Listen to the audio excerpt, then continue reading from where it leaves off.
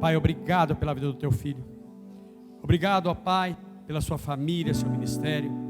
Deus, que o Senhor esteja, Senhor, usando o teu filho nessa noite como o Senhor tem usado, com poder, autoridade, graça, sabedoria. Que ele seja canal do Senhor para as nossas vidas nessa noite, ó Pai. Apresentamos a vida dele, ó Pai, no teu altar, pedindo ao Senhor, ó Pai, fala conosco através do teu filho, em nome de Jesus. Amém. Meus irmãos, a paz do Senhor.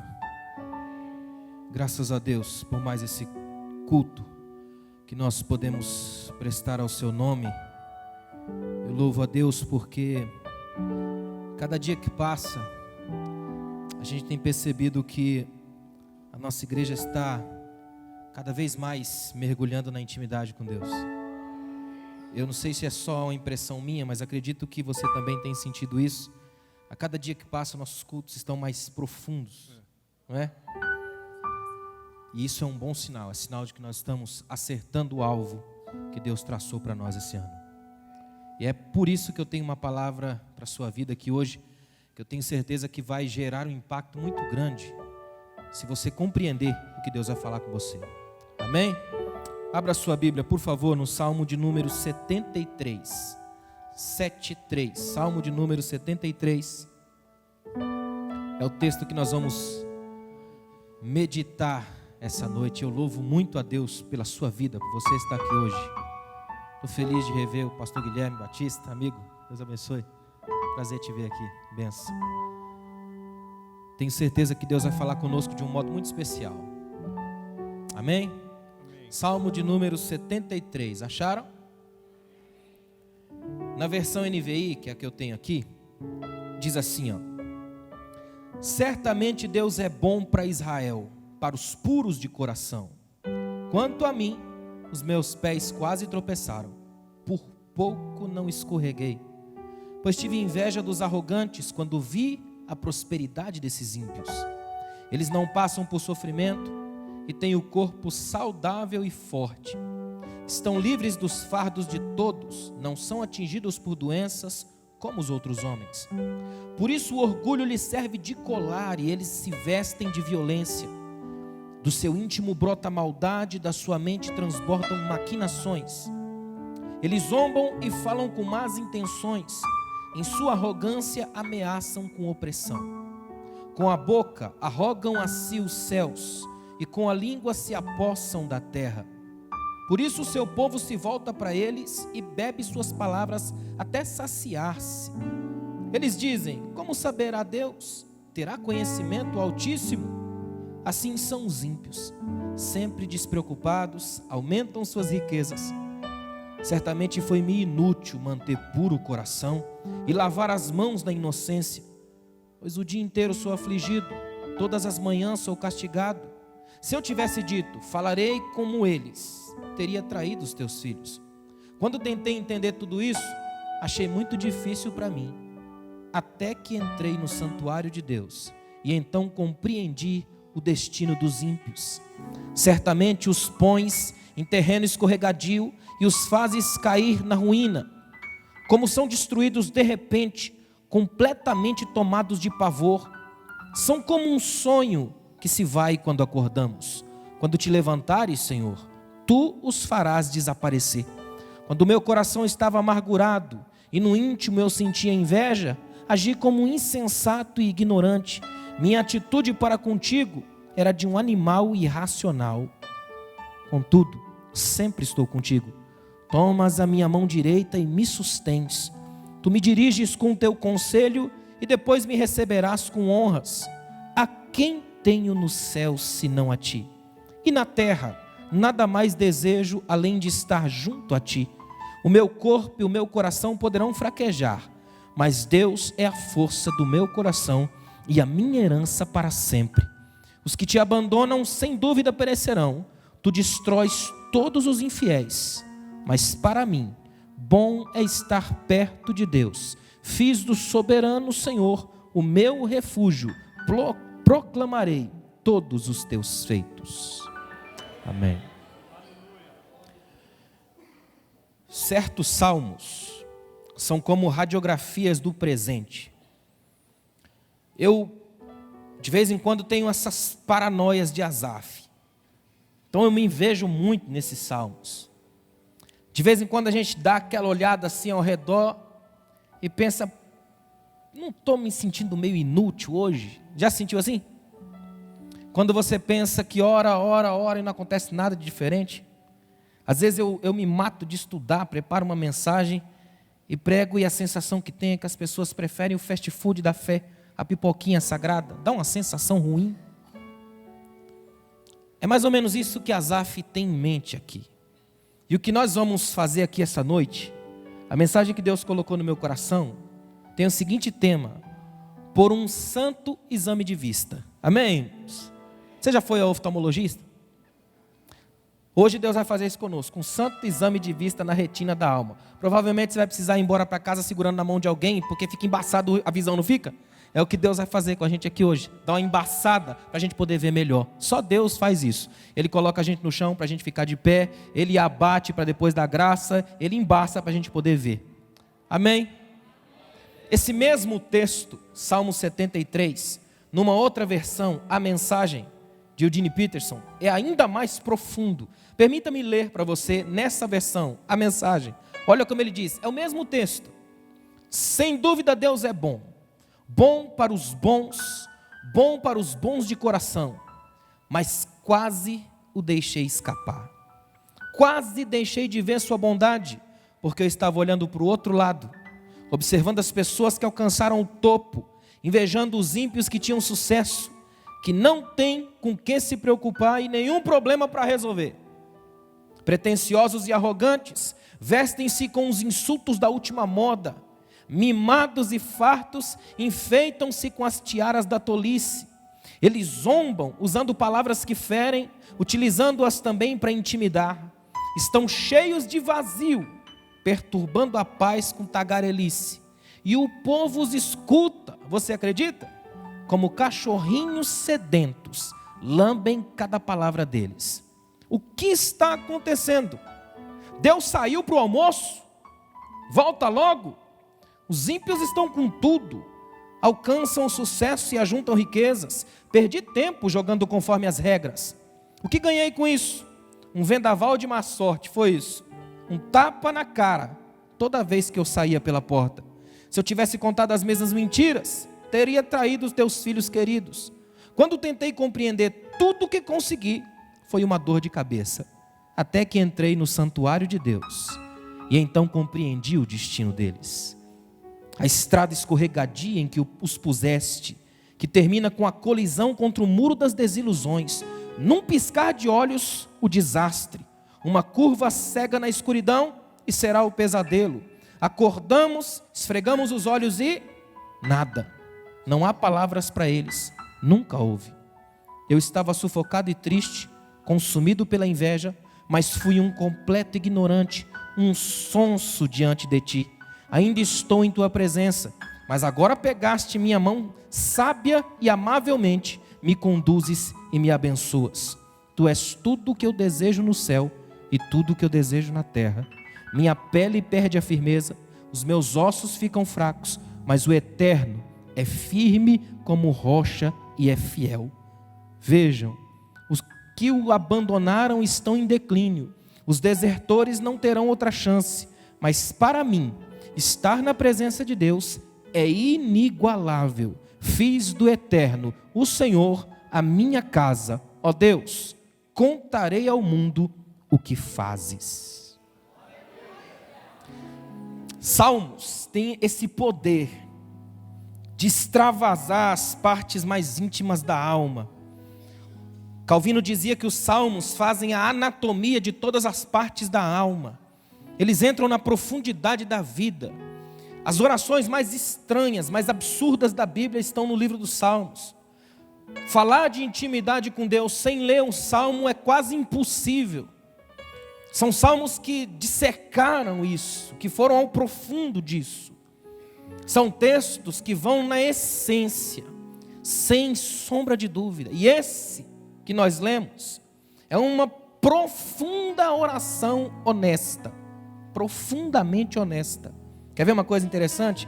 Essa aqui, que nós lemos, é uma oração de alguém que acabou de limpar a percepção, que acabou de curar o olhar, de trocar a lente.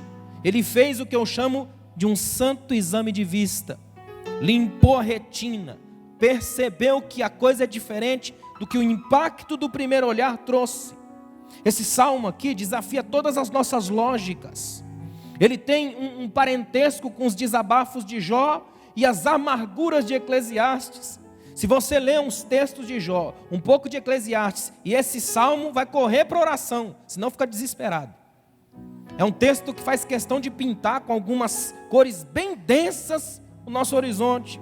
É um texto que nos conduz à piedade individual, à meditação gerada da intimidade. É um texto para quem não tem pressa, é um texto para quem não cai nas garras da generalização, de olhar todo mundo pela mesma ótica. Esse texto é irritantemente pessoal. É como se essa noite Deus fechasse uma cabina de exclusividade e colocasse só você e Ele. Essa noite aqui você não vai, ao longo dessa mensagem, falar nada para o irmão, vai falar para si hoje. Amém? Vai fechar os olhos e mergulhar aqui dentro e começar a falar: Senhor, eu preciso trocar de lente, eu preciso limpar os olhos, eu preciso que a Tua graça lave a minha retina, porque tudo que eu enxergo é problema, tudo que eu enxergo é crise, tudo que eu enxergo é inimigo para todo lado. Eu olho para o irmão, não consigo ver ninguém. Essa noite é noite de fazermos um santo exame de vista. Está dando para entender? As percepções que o Salmo nos apresenta são todas vistas pelo salmista. Ou seja, são produtos diretos do seu olhar, da visão e constatação que ele tem dos fatos. É a realidade como ele viu e como ele interpretou. Nelson Rodriguianamente, a vida como ela é. Ele bateu o olho, viu, dissecou e escreveu. Simplesmente assim. E o que eu louvo a Deus é que esse texto está na Bíblia na íntegra. O texto está aí, profundo, do jeito que é. Não há aqui uma tentação de dar uma arrumada na visão do salmista. Veio crua, complicada e furiosa. E a Bíblia colocou, sabe por quê? Porque o Espírito de Deus que trabalha conosco, como o Ademar falou aqui, que mora em nós, não é um espírito que passa um verniz de espiritualidade para dar a sensação de santidade. Ele não faz tatuagens para esconder as marcas da crise. O Espírito arranca as máscaras, tira as feridas, que é para sarar a alma e a gente livre poder adorar a Deus pelo que Ele já fez em nós.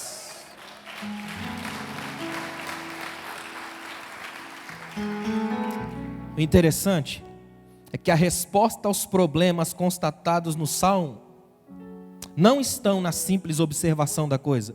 Quando a gente tenta entender o mundo com um olhar ainda doente, sabe o que acontece? A gente fracassa. Se você olhar hoje para o mundo e tentar entender pela sua lógica, vai fracassar. Só que é justamente nesse fracasso que se abre a nossa percepção para uma nova visão, que não é conquistada, é um dom de Deus.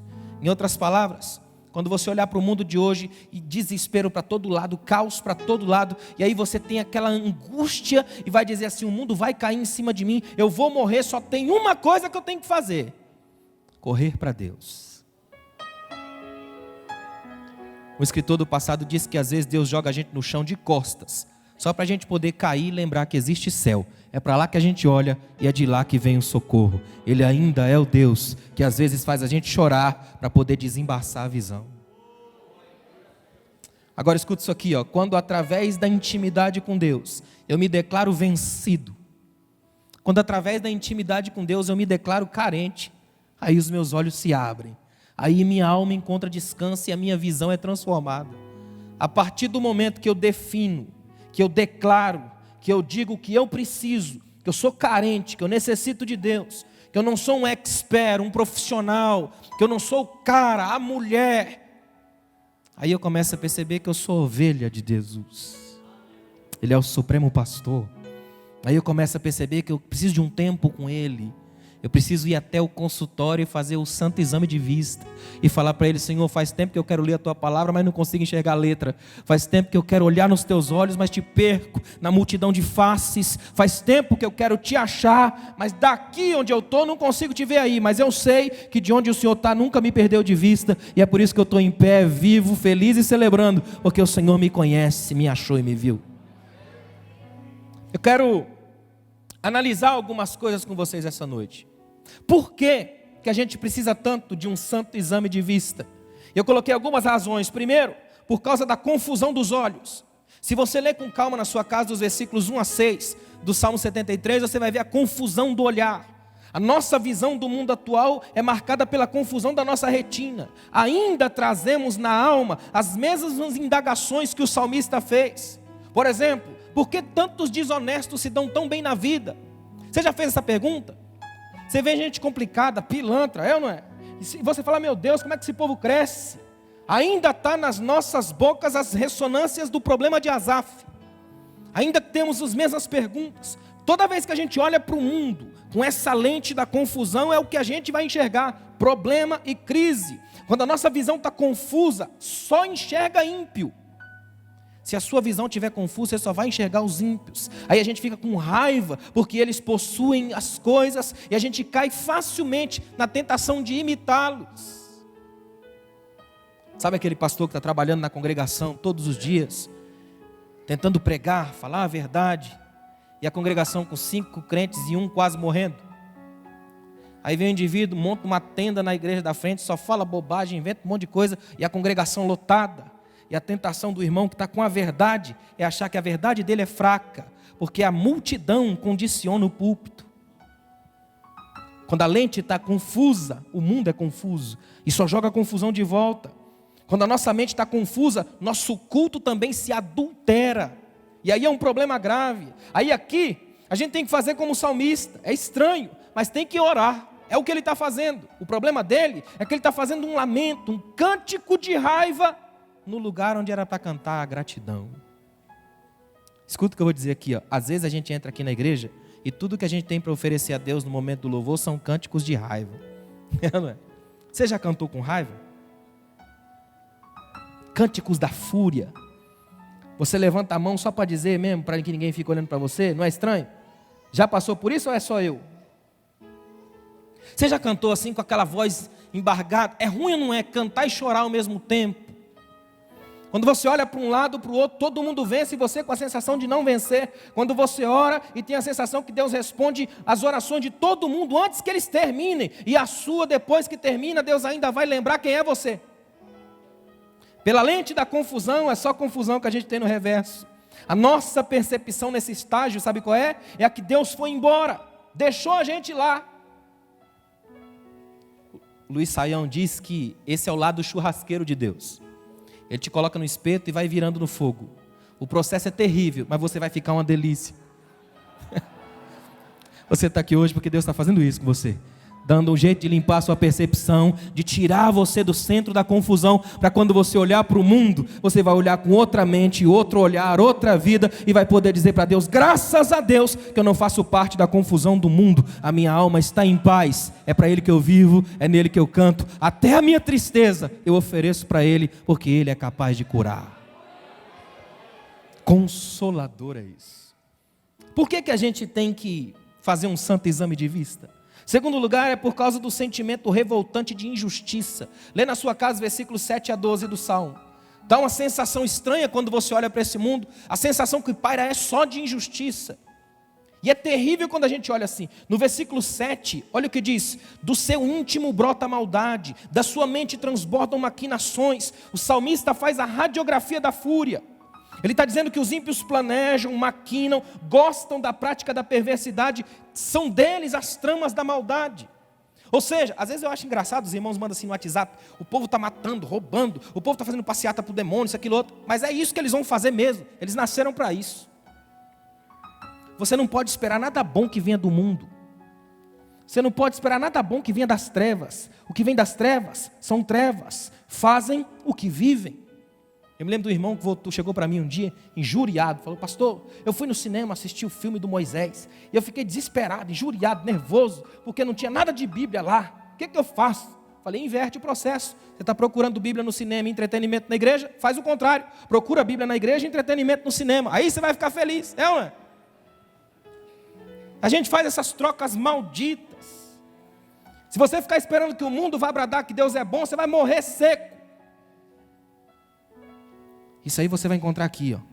Agora, pasmem se você não encontrar essa linguagem aqui dentro. Aí é morte. Aqui dentro tem que brotar vida. Aqui dentro tem que brotar amor, graça, unidade, perdão, cura, intimidade, vida com Deus. Aqui tem rio caudaloso fluindo a todo momento. Se não tiver, tem um problema grave. Estamos imitando o padrão do mundo, ficando nas garras da injustiça. O versículo 10 é desolador. Olha o que diz o versículo 10.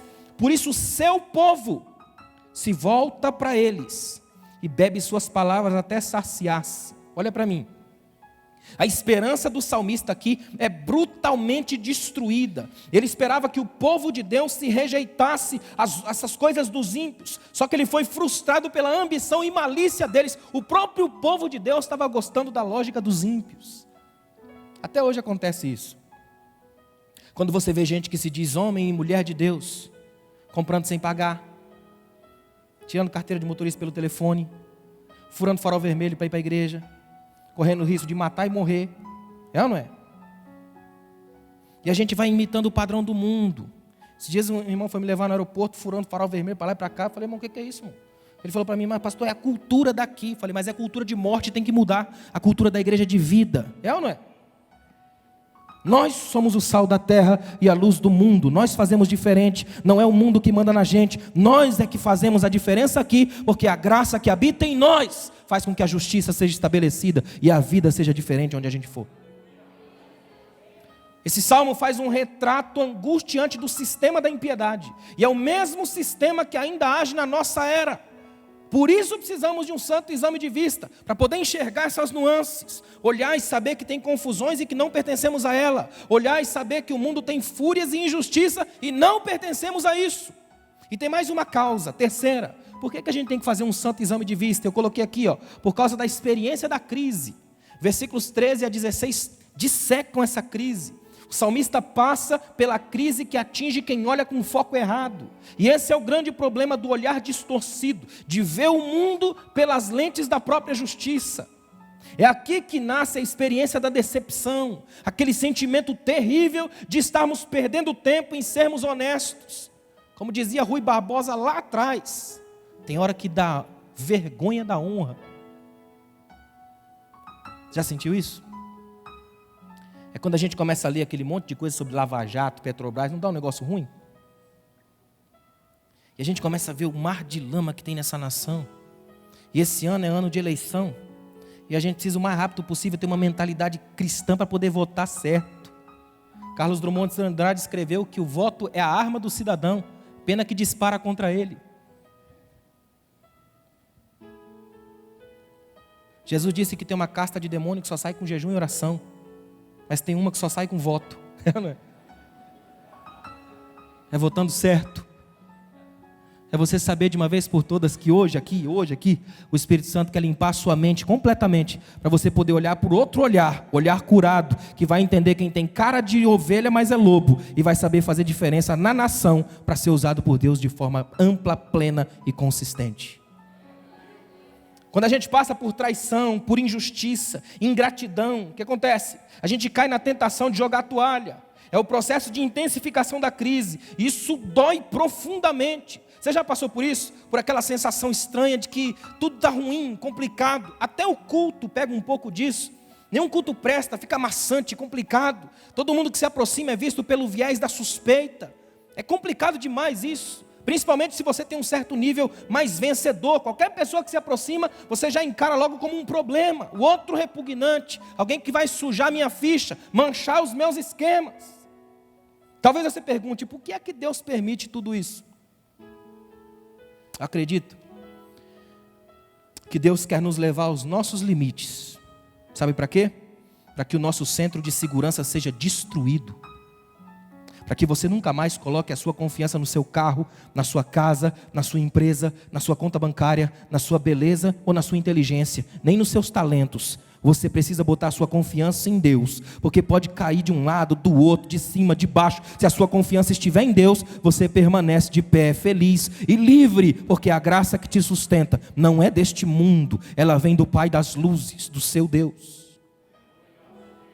A crise, quando vem para demolir aquilo que é o fundamento da nossa expectativa. E aí, quando as nossas estruturas são destruídas por Deus, só tem um lugar para ir: é correr para o santuário de Deus.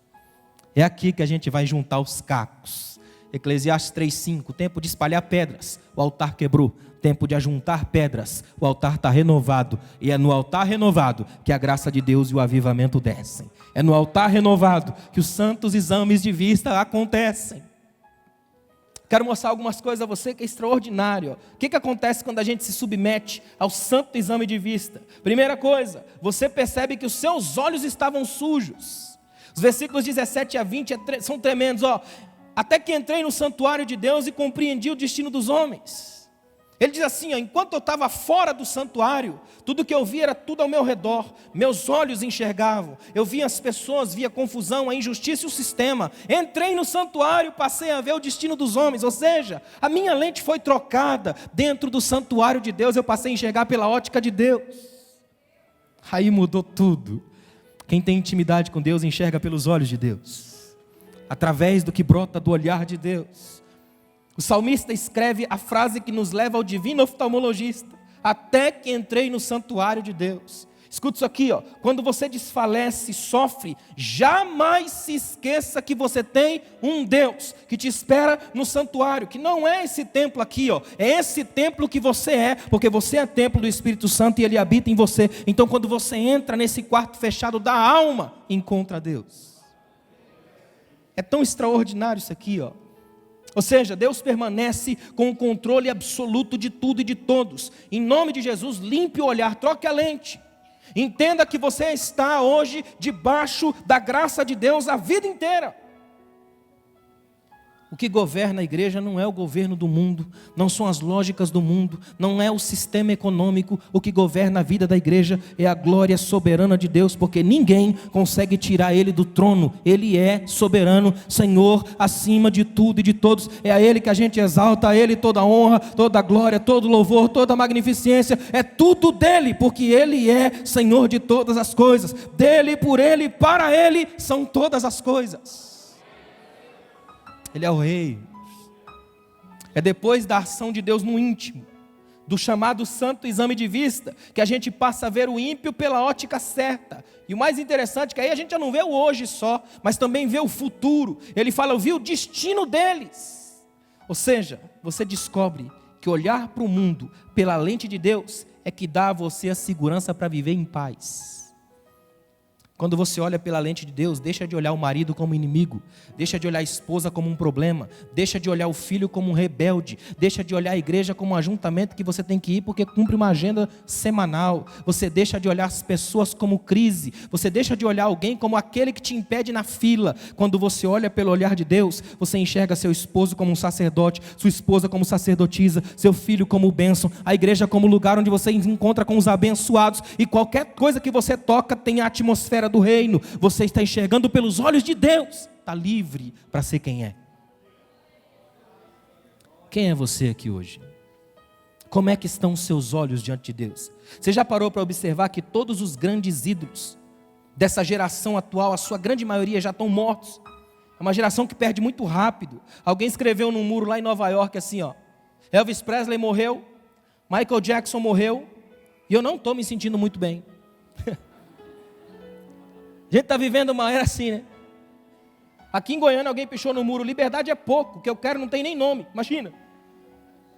Estamos plugados, linkados, todo mundo correndo a mil, ninguém para. Medo da morte, medo da vida.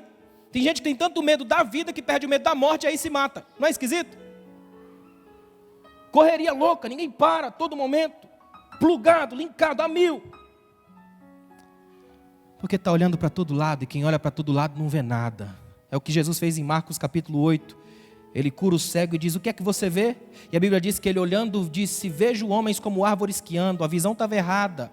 Interessante que ele olha, o termo no grego é anablepo, olhou por olhar, levantou os olhos e procurou alguma coisa, esse tipo de visão, olhou mas não viu, olhou sem perceber, sem foco, sem alvo. Aí Jesus pegou pela mão, levou para fora da aldeia, curou, e a Bíblia diz que ele olhando ao longe, via bem. Aí o termo grego muda, emblepo, fixando os olhos dentro, viu com vontade, com direção, e viu duas coisas, o pequeno deserto que havia e Cristo no deserto. É isso que a gente tem que ver, que Jesus estiver no nosso deserto, a cegueira sai e a gente permanece vivo, mesmo no mundo dos mortos.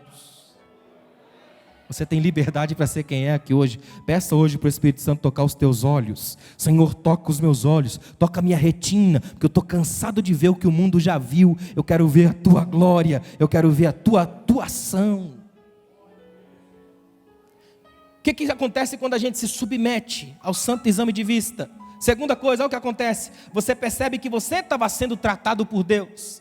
Os versículos 21 a 24 trabalham isso. Estava acontecendo um tratamento de Deus, o que eu chamo de terapêutica do alto. Você não faz apenas um exame de vista, faz um check-up completo.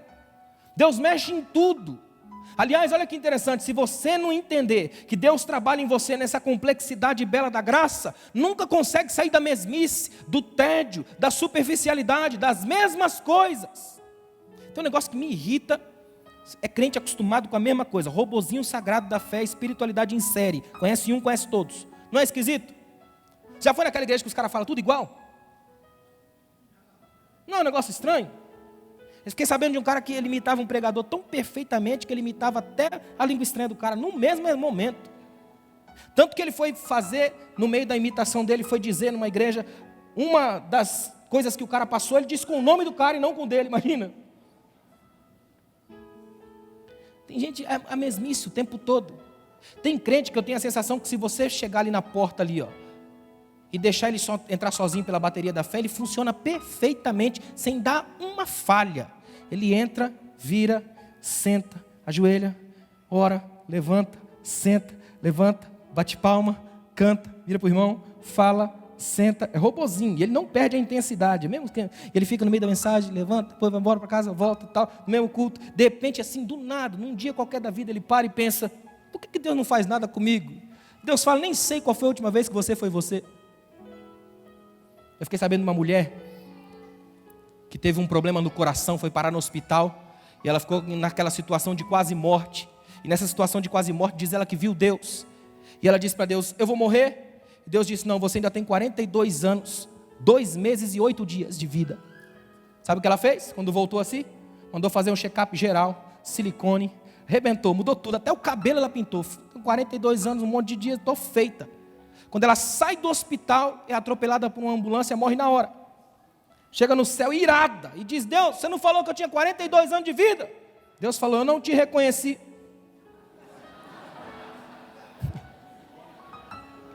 Você ainda é você?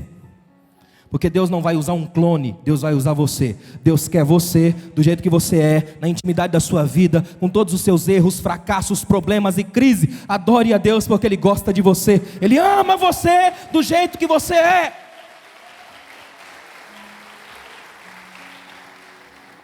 Estava sendo tratado por Deus, nem sabia.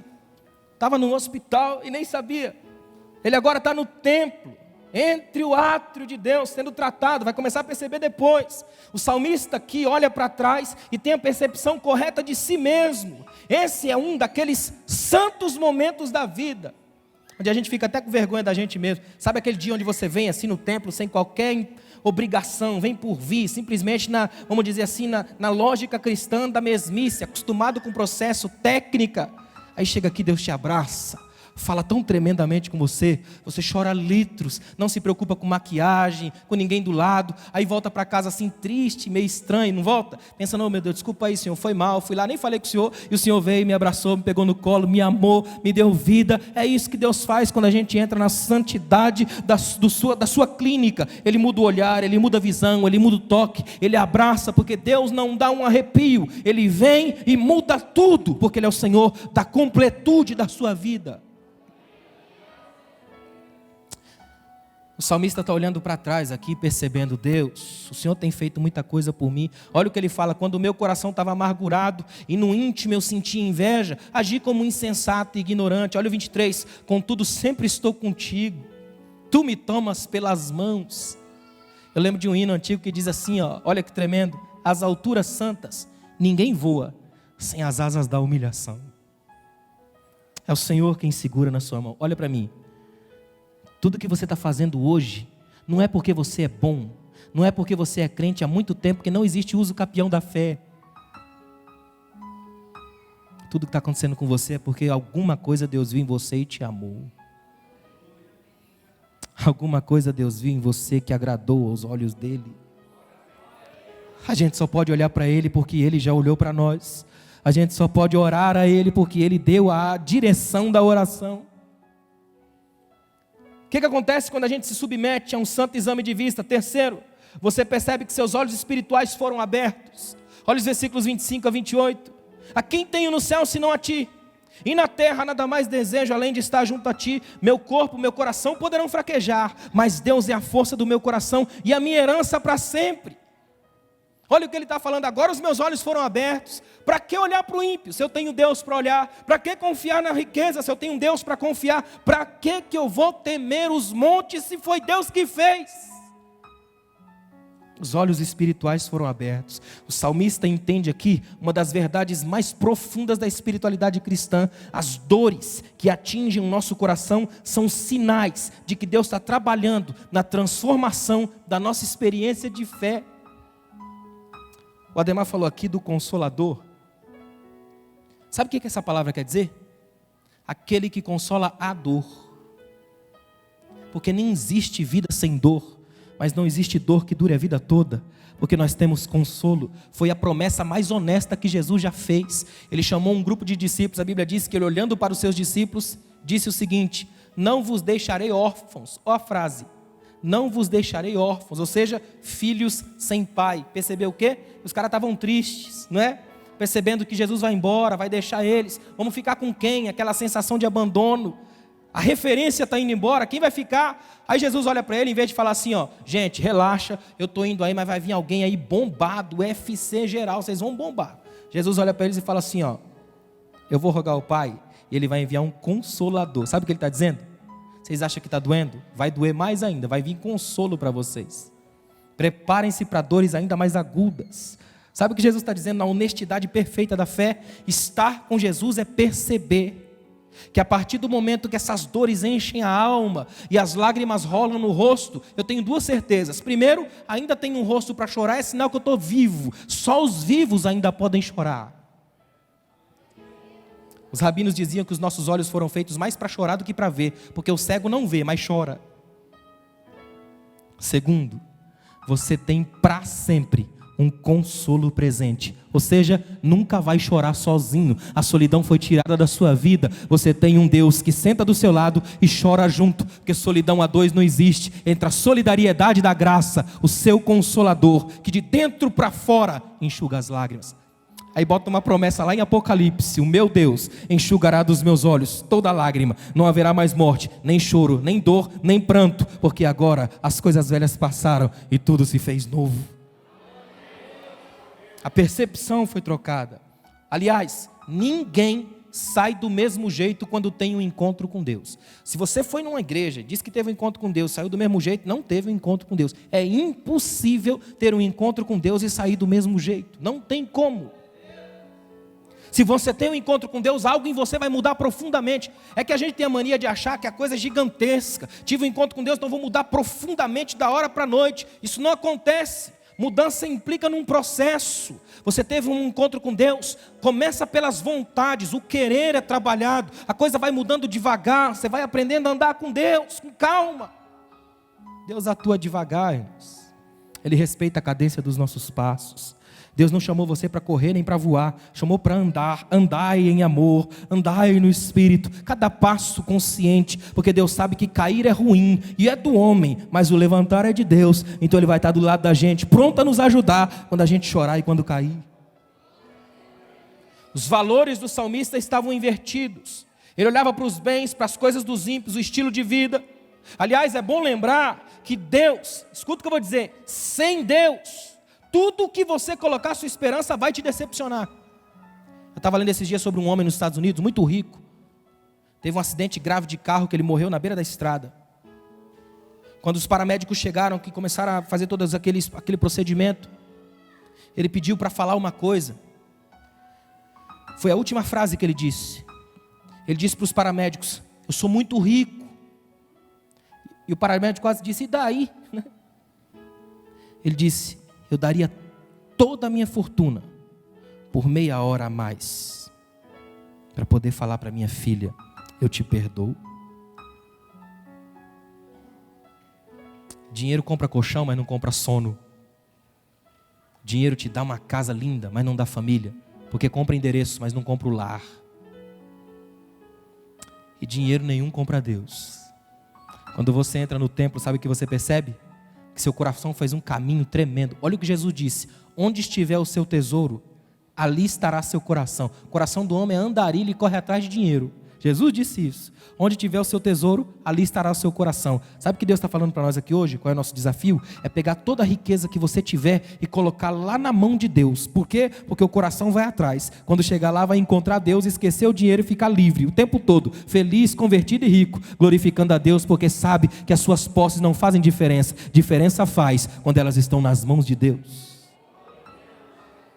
Dietrich Bonhoeffer, um teólogo alemão que morreu no campo de concentração nazista, ele descreveu num dos seus livros: ainda que o Senhor me dê a beber do cálice da tribulação até a boca, eu tomo, sem medo e sem tremor, não por causa do cálice, mas por causa das tuas mãos. Se eu ver as tuas mãos, é nela que eu vou confiar. Ainda que seja veneno, eu bebo, porque veio das tuas mãos. O versículo 26 é magistral, olha o que diz: o meu corpo e o meu coração poderão fraquejar, mas Deus é a força do meu coração e a minha herança para sempre. Sabe o que ele está dizendo? Seu corpo pode até fraquejar, e é bem provável que vai. Seu coração também. Mas lembre-se de uma coisa: se os seus olhos estão fixados em Deus, você sabe que não vai morrer, porque o seu socorro garante subsistência. Eu gosto desse texto pelo seguinte: nem todo mundo mantém o coração firme todo dia. Ele diz: meu coração vai fraquejar. Ele pode fraquejar. E no original é interessante: meu coração pode tomar alguns sustos. É incrível isso aqui. Eu vou ter que andar ao longo da minha vida por ruas escuras. Eu vou ter que cumprimentar pessoas que não são tão amigas assim. Nesse dia, a tentação é que meu coração fraqueje. Mas se eu estiver no santuário, meus olhos são curados. Meu coração pode passar despercebido, mas os olhos não, porque os olhos curados vão me proteger do maligno e vão me fazer ficar fiel, firme, feliz, encontrando com meu Deus. Para terminar, sabe o que acontece quando a gente se submete a um santo exame de vista? Você percebe que nasceu para adorar. Olha o versículo 28. Para mim bom está perto de Deus, fiz do soberano Senhor o meu refúgio, proclamarei todos os seus feitos. O problema de muita gente é que está na igreja, mas tem saudade do mundo. Tanto que quando ele estava na igreja, ele virava 3, 4 noites na balada. Na igreja não consegue ficar até o final do culto. Ele vai 15 vezes ao banheiro e lá tem comunhão, porque ele só vai com os 4. É ou não é? Não tem? Sabe o que eu acho interessante dessa ideia do Salmo? A partir do momento que você troca a percepção, seu olhar é curado, você está no santuário, é alvo da bênção de Deus, tem intimidade com Ele, o processo natural é a adoração. Sabe quem é o adorador? É aquele que junto com o Consolador adora na dor. Ele é o adorador. Ele sabe que Deus não vai tirar a dor, mas vai dar salmos para ele cantar. Ele sabe que Deus não vai tirar a dor, mas vai salvá-lo na dor, para que ele entenda o tempo todo que se ele ainda tem dor, ele tem espaço para o Consolador. A vida dele depende disso. Olha que coisa extraordinária. Quando a nossa percepção é curada, a gente aprende a olhar para Deus. E o resultado imediato, adoração. Quem nasceu para adorar entende que não é dono de ninguém. Portanto, ele deixa de ser fiscal de ímpio. O problema de hoje é que a gente está tão preocupado com quem está ganhando, quem está podendo. Hoje mesmo à tarde eu comecei a olhar no meu Instagram e comecei a ver as campanhas que esse povo faz no Brasil inteiro de igreja. Como nós nos tornamos uma igreja obcecada pelo vil metal. O negócio está feio. Só tem campanha da prosperidade, de tomar, de pegar, segurar. E se alguém pegar, você pega dele também. Não tem? Daqui um dia vai ter a campanha dos assaltantes de Deus. Assalta o irmão. Negócio esquisito. Não tem muito a ver com essa glória que a gente percebe na fé. Esses dias um cara mandou para mim o Pai Nosso dessa doideira gospel de hoje. É mais ou menos assim, a única coisa que é bonita é o Pai Nosso. Pai Nosso que está nos céus, comercializado seja o vosso nome. Venha a nós muito dinheiro, mansões aqui na terra e muito mais ainda em cima no céu. 1 milhão nosso de cada dia dá-nos hoje. Perdoa as nossas dívidas que nós vamos continuar cobrando os nossos devedores. Não nos deixe cair nas nossas armações, mas livra-nos do fiscal. Porque esse reino, poder e glória são nossos para sempre, Mamon. É o que impera na mentalidade de hoje. Essa não é a mentalidade do adorador. Sabe o que aconteceu com esse salmista aqui? Uma santa metamorfose. Ele entrou no templo como murmurador, saiu como adorador. Sabe o que é murmuração no hebraico? Memória teimosa. Aquela coisa que insiste em voltar para te fazer perder o foco. Sabe o que é adoração genuína para Deus? Curvar-se. Perceber que seu rosto está no chão. Sabe de onde vem essa postura do curvar-se? Na Idade Média você curvava, deixava essa parte do pescoço livre, como um vassalo, a ponto de alguém vir com um golpe só de espada e decepar sua cabeça. Ou seja, na postura do adorador você só sabe que chega, não sabe se sai. Todos nós entramos aqui correndo o risco de morrer. Você sabe que chegou, não sabe se vai sair. É por isso que quando a gente entra aqui como murmurador, tem que sair como adorador, que é para poder sair vivo e poder dizer para o mundo: eu tive um encontro com Deus, os meus olhos foram curados, a intimidade é saudável e a partir de agora eu posso mirar a transformação que Deus está fazendo na história. A vista da graça abre novos ângulos, ela limpa a retina da alma. Aí tudo que a gente enxerga a partir de agora é uma visão de Deus. Jesus falou em Mateus 6, 22, se os teus olhos forem bons, todo o teu corpo terá luz. Ou seja, quem faz o santo exame de vista recebe cura, passa pela sublime transformação, se transforma. Sabe o que ele faz? Ele sai daqui com desejo de falar. Ele proclama as obras de Deus, ele levanta os olhos, ele entende que tem proximidade com Deus, intimidade com a graça, que ele está vivo de verdade, a vida pulsa na veia dele, ele é livre porque ele está perto de Deus. O salmista diz: para mim, o melhor é estar perto de ti.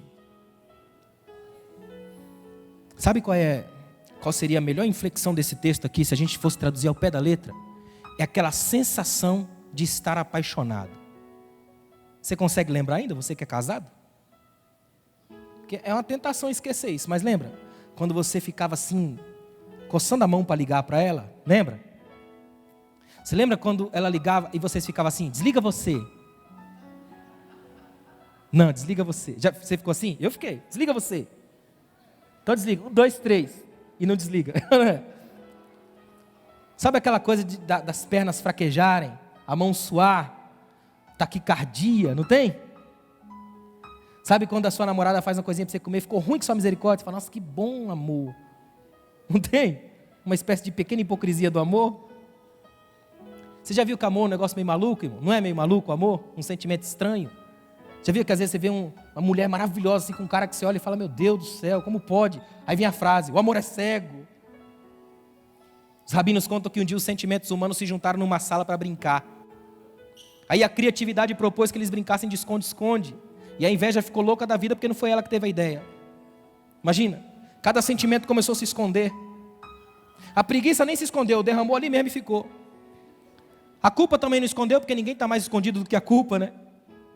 Cada sentimento foi se escondendo em algum canto. Só que aí a inveja, junto com a falsidade e a hipocrisia, fizeram um complô. Chamaram o amor e falaram para o amor o seguinte: sabe onde você se esconde melhor, que ninguém te acha? Atrás dos arbustos. E o amor inocente ficou atrás dos arbustos, escondido. Sabe quem que eles escolheram para bater cara no esconde-esconde? A loucura. E ela contou até 99 e saiu procurando um por um. Achou um aqui, achou outro lá. De repente escutou um gemido que vinha de trás dos arbustos. Quando ela chegou lá, era o amor, com os olhos feridos pelos espinhos, estava cego. Só que a loucura, gente, pegou o amor nos braços e saiu pela vida. Aí de lá para cá, só os loucos amam e o amor é cego. A gente vive dessas emoções misturadas, bagunçadas, confusas, até o dia que se apaixona, é ou não é? E o mundo passa a fazer sentido por causa do outro. A ideia ideia desse texto, quando ele diz assim, ó, o meu prazer é estar junto a ti. É isso que ele está dizendo, Deus. Quando eu só escuto o teu nome, todo o meu corpo reage. Quando só escutar o teu nome, eu tenho a minha pupila dilata, as mãos começam a suar, a perna fraqueja, e eu não quero mais nada a não ser correr e ficar perto de ti, te abraçar, sentir o teu cheiro, ficar perto de ti, saber que eu sou teu e o Senhor é meu, e o mundo não interessa mais, tudo que eu preciso é do Senhor. É sentir saudade de Deus, é você cantar só para Ele, orar só para Ele. Eu gosto muito desse clima na igreja, assim, um silêncio constrangedor, que a gente não sabe direito o que faz. É tão bom, porque aí tudo que a gente faz já não é nosso, é o Espírito que leva a fazer. Aí você sabe que o Espírito de Deus está agindo numa intimidade muito profunda. Ele começa a queimar o peito, faz o seu coração se lembrar das coisas que Deus já falou para você, faz você entender que os pecados que você cometeu até aqui não são você, porque Deus não está nem aí para aqueles pecados que você cometeu lá atrás. Se você já confessou e se arrependeu, Ele apagou e deixou para lá. Você está livre e absolutamente livre para assumir quem é aqui hoje e poder dizer, não vou mais olhar para trás, agora olho para frente, porque Deus já tem a cura dos meus olhos. Um garotinho chegou para o pai e perguntou, pai, de que tamanho é Deus? O pai levou o menino no aeroporto e começou a mostrar os aviões para ele, estacionados no pátio. Mostrou um bem grande, aquele Boeing, e disse, que tamanho é aquele avião ali? E o menino disse, é grande, pai, aquele é grande. De repente o pai olha para cima e vê um avião lá entre as nuvens, bem pequenininho, e diz para o menino, e aquele lá, de que tamanho que é? E o garotinho olha para cima assim e disse, aquele é bem pequenininho, pai. Aí o pai disse, filho, aquele lá é exatamente daquele ali, ó. É que a gente aqui está perto e de lá está longe. Ele disse, quando você estiver perto de Deus, Ele vai ser tão grande que você vai ter até medo que Ele te esmague. E quando você ficar longe dele, Ele vai ser tão pequeno que você vai ter a tentação de manipulá-lo. Fica perto de Deus. Quanto mais perto dele, maior será. As asas do Altíssimo te cobrirão, praga alguma chegará à tua tenda. Perto de Deus você está guardado, perto de Deus teus olhos são limpos, perto de Deus a tua vida é nova, perto de Deus nem o inferno pode contra você, perto de Deus a morte não te acha, perto de Deus a vida. Adore a Deus aí por um minuto. Você pode, 1 minuto para agradecer a Deus, 1 minuto para você agradecer a Deus pela sua vida, 1 minuto para você chorar as lágrimas do arrependimento, 1 minuto para você dizer a Deus, eu creio que o Senhor é forte o suficiente para me amar, eu creio que o Senhor é grande o suficiente para me guardar, eu creio que Tu és fiel, que a Tua fidelidade não falha. Eu creio que Tu és íntimo, mais íntimo do que a noção que eu tenho de intimidade.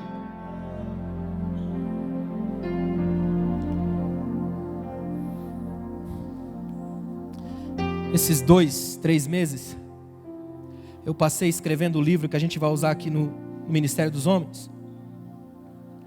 O privilégio dos íntimos é o tema do livro. Uma coisa me chamou a atenção, eu comecei a pesquisar nos meus arquivos para falar sobre intimidade.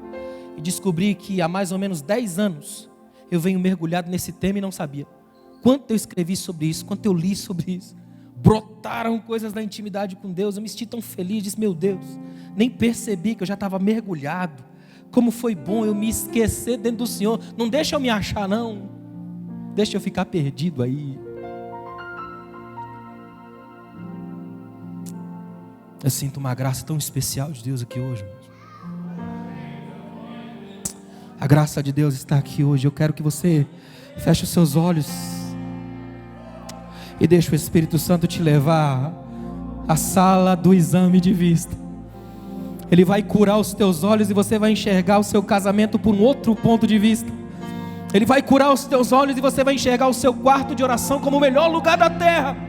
Ele vai curar os teus olhos E você vai entender que pode passar céu e terra, a palavra dele permanece para sempre. Ele não esqueceu de você. Ele vai cumprir as promessas. Ele fará. Ele vai te levar para longe, mas nunca vai te deixar. Ele vai levantar você no meio da sua família. Ele vai limpar o quintal. Ele vai tirar a confusão. Ele vai sarar a retina. Ele faz. Ele pode.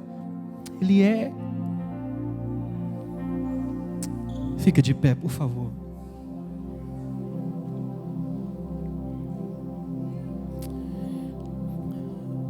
Queria que você segurasse na mão do seu irmão aí, a gente fazer uma oração juntos. Juntos.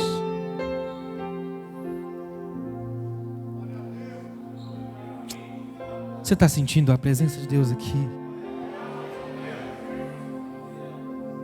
É tão bom quando a gente pode dizer para Ele: Senhor, eu entrei no Teu santuário e eu vi que eu estava olhando errado, Senhor.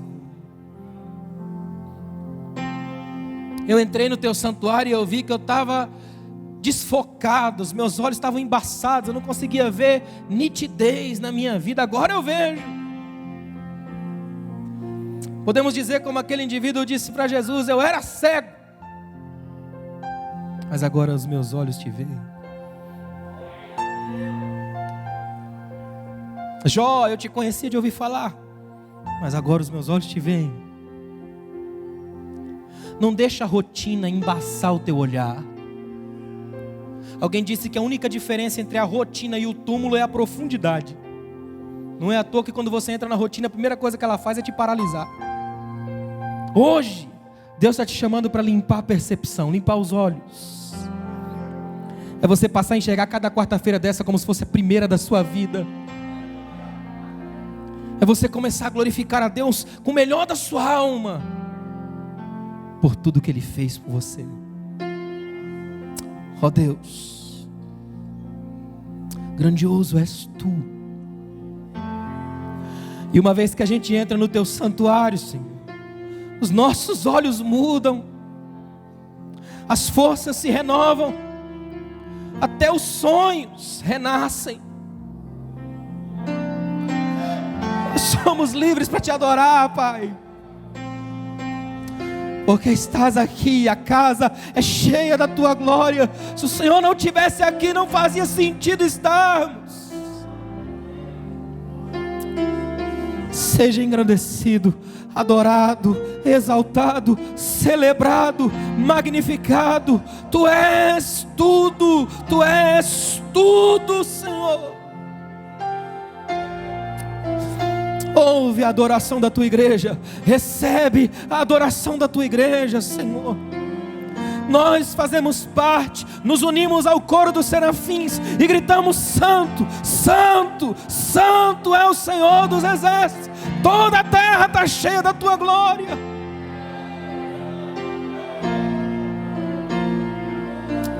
Nós Te adoramos, Senhor. Te adoramos porque Tu és fiel. Te adoramos porque Tu és grande. Nós não somos, mas Tu és. Nós não podemos, mas Tu podes. Nós falhamos, Tu jamais falhou, Pai. É por isso que nós Te adoramos. É por isso que nós Te adoramos. É por isso que nós Te adoramos e nos rendemos, rendidos a Ti, quebrados. Obrigado, Jesus. Obrigado, Jesus. Adore a Deus com as suas palmas.